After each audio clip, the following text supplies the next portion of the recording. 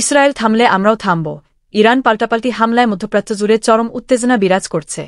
যেকোনো সময় এই যুদ্ধ ছড়িয়ে যেতে পারে বলে আশঙ্কা করা হচ্ছে। এমন পরিস্থিতিতে সংবাদ সম্মেলনে হাজির হয়েছেন ইরানের পররাষ্ট্রমন্ত্রী আব্বাস আরাঘচি। খবর আল জাজিরার। আরাঘচি বলেছেন, যদি ইরানে ইসরায়েলি হামলা বন্ধ হয় তাহলে আমাদের প্রতিক্রিয়াও থামবে। গত শুক্রবার ইরান জুড়ে আকস্মিক হামলা শুরু করে ইসরায়েলি বাহিনী। এতে ইরানের শীর্ষ সামরিক কর্মকর্তা, কমান্ডার, পরমাণুবিজ্ঞানীসহ অন্তত 2 শতাধিক নিহত হয়েছেন।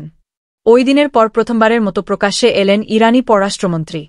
আরাঘচি এই হামলার জন্য যুক্তরাষ্ট্রকে দায়ী করেছেন। তিনি বলেছেন, যুক্তরাষ্ট্রের সহযোগিতা ও সমর্থন ছাড়া ইসরায়েলি হামলা হতো না। রোববারের সংবাদ সম্মেলনে ইরানি পররাষ্ট্রমন্ত্রী আরও বলেছেন, আমাদের কাছে বিস্তারিত প্রমাণ আছে যে আঞ্চলিক বাহিনী এবং সামরিক ঘাঁটির মাধ্যমে আমেরিকা সমর্থন দিচ্ছে। ইসরায়েলি লক্ষ্যবস্তুতে হামলার জবাব দেওয়া হচ্ছে উল্লেখ করে আরাঘচি বলেন, আমরা বিস্তৃত যুদ্ধ চাই না।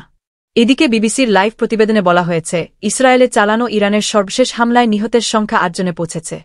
নিখোঁজ রয়েছে 3-5 জন এবং আহতের সংখ্যা শতাধিক।